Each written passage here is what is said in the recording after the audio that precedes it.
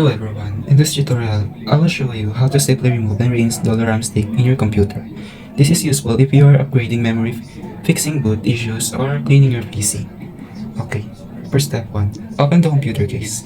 Remove the side panel by unscrewing the screws on the back of the case. Slide or open the panel up and set it aside. Step 2, locate the RAM slots. Look for long, thin slots on the motherboard. And also guys, RAM sticks are usually located near the CPU.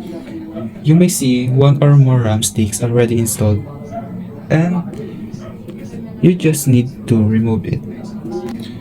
Step 3. Remove the RAM stick.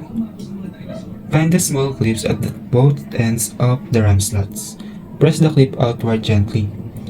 After that, the RAM stick should pop up slightly, and hold the RAM by the edges. Do not touch the gold contacts. And that's all. That's how you remove the RAM stick.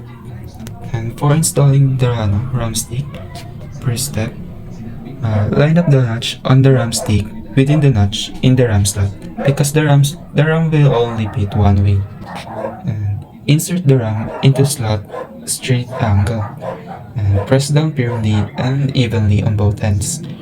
After that, you should hear or feel the clip snap back into place. And then second step or the last, close the computer. Reattach the case on the bottom panel. Screw everything back securely.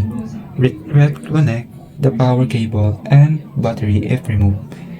And that's it. You have successfully removed and reinstalled your RAM stick. Thanks for watching.